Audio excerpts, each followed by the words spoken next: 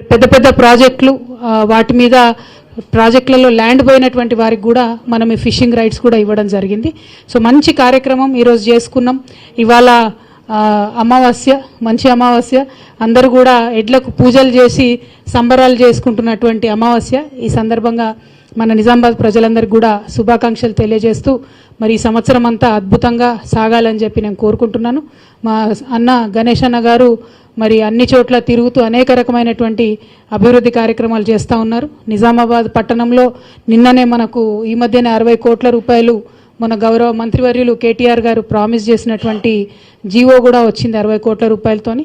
So 60 డివిజన్లలో డివిజన్కి దాదాపుగా 10 కోట్లతోని చిన్న చిన్న పెండింగ్ ఉన్నటువంటి పనులు కానీ ఏవి కానీ వారి నాయకత్వంలో, గణేష్ గుప్తా గారి నాయకత్వంలో చేపట్టడం జరుగుతుందని చెప్పి నిజామాబాద్ టౌన్ ప్రజలందరికీ కూడా నేను సంతోషంగా తెలియజేస్తూ ఉన్నాను.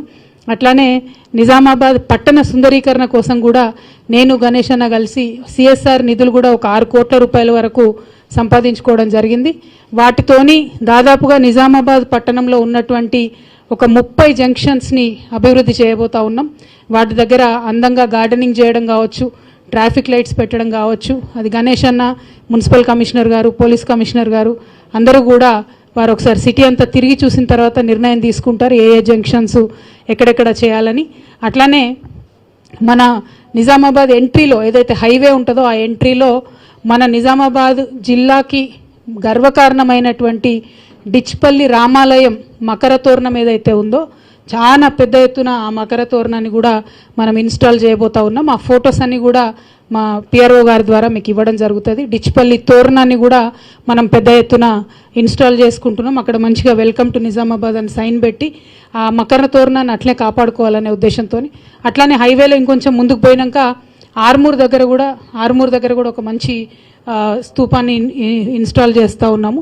సో పెద్ద ఎత్తున నగరాన్ని మన జిల్లాను సుందరీకరించేటటువంటి ప్రయత్నాన్ని కూడా చేస్తూ ఉన్నాం. మరి మీ అందరు కూడా చూసినారు, గత కొన్ని రోజులుగా కంటిన్యూస్గా జాబ్ మేళాలు మీకు చెప్పినాం, నెలకు ఒక జాబ్ మేళా పెడతామని పెట్టుకుంటూ వచ్చినాం. నిన్ననే బాల్కొండలో కూడా అయింది, అంతకుముందు 2 నిజామాబాద్లో అయినాయి, ఐటీ హబ్ ఓపెనింగ్ అప్పుడు అయింది. సో మొత్తం కలిపి చూసుకుంటే నికరంగా దాదాపు 3 నుంచి 5 వేల మంది పిల్లల్ని మనము ఏదో ఒక రకంగా ఏదో ఒక కంపెనీలోకి ఉద్యోగాలకు తీసుకునేటటువంటి ప్రయత్నం చేసినాం. అందులో చాలా మటుకు సక్సెస్ కూడా సాధించినాం. సో యూత్ అందరినీ కూడా నేను రిక్వెస్ట్ చేస్తూ ఉన్నా, మన జిల్లాలో ఎక్కడ వీలైతే అక్కడ కొలువులు తెచ్చుకుందాం, లేదంటే ఇతర జిల్లాలకు కూడా ఇతర ప్రాంతాలకు కూడా వెళ్ళి ఉద్యోగాలు చేసుకోవడానికి సంసిద్ధంగా ఉండండి. You keep preparing, we will keep getting companies for you. So youth of Nizamabad should be prepared. Holidays తీసుకోకండి. మొదటి ఉద్యోగం వచ్చేంత వరకు కూడా కష్టపడి పనిచేస్తే తర్వాత కంటిన్యూస్గా ఉద్యోగాలు వస్తాయి. కాబట్టి యువత అంతా కూడా సంసిద్ధంగా ఉండాలని చెప్పి మీ అందరినీ కూడా నేను కోరుతా ఉన్నాను. Thank you. జై తెలంగాణ. మోడీ నోటీస్ వచ్చింది, కాకపోతే అది రాజకీయ కక్షతో పంపించే నోటీస్ కాబట్టి మనం దానికి పెద్దగా స్పందించాల్సినటువంటి అవసరం లేదు. మా పార్టీకి ఉండేటటువంటి లీగల్ టీమ్కి మనం ఇవ్వడం జరిగింది. ఆ లీగల్ టీం ఎట్లా చెప్తే దాని ప్రకారం మనము మెదులుకోవడం జరుగుతుంది. సో అది పెద్ద ఆలోచించాల్సింది ఏం లేదు. సంవత్సర కాలంగా టీవీ సీరియల్ లేక గుంజుతూనే ఉన్నారు దీన్ని. ఎలక్షన్లు వచ్చినాయి కాబట్టి మళ్ళీ ఒక కొత్త ఎపిసోడ్ రిలీజ్ చేయడానికి ఏదో ప్రయత్నం చేస్తున్నారు. So don't take it seriously, it is just political. We will take legal recourse. Thank you. Well, I received a notice. We from the party legal cell, we have given it to the party legal cell. We will go by their advice, and we strongly believe that it is politically motivated because of the charged up environment in Telangana, upcoming elections. I think I got a notice, but unfortunate it is in the last 1 year there is investigation happening. I don't know how long it will happen. I don't think even 2G spread for so long. So it is unfortunate, but yet it is political and highly politically motivated.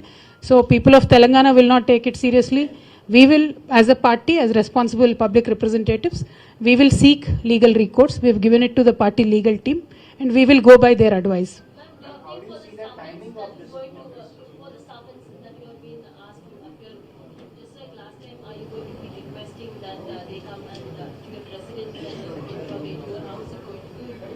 I truly have no idea. You've seen my schedule in the last 5 days. The moment we received it, we gave it to the legal team. So whatever they advise, we will follow through that.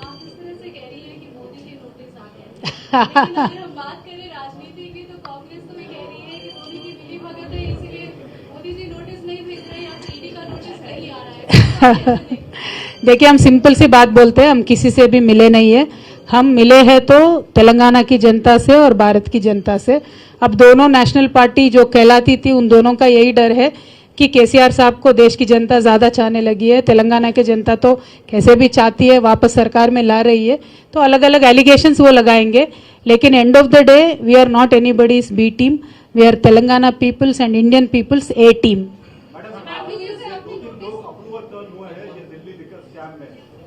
आपको summon आया है तो इस पूरे प्रकरण को जब से 3 लोग अप्रूवर टर्न हुए हैं तो कितनी मुश्किलें बढ़ सकती है आपके? Brother, as I said, it looks like a TV serial, never-ending TV serial. So I have no idea what is happening with that. But end of the day, party legal team will advise us, and we will go through their advice. So it is not a big issue or a serious issue to be discussed. It is a politically motivated summon.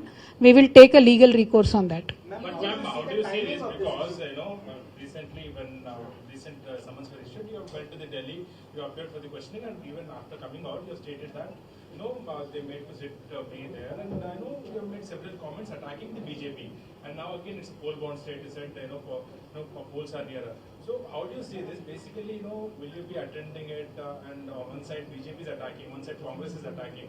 They are claiming that you're beating of Congress saying that you're beating of BJP. So how do you see this, and why are you claiming that it's politically motivated? Okay.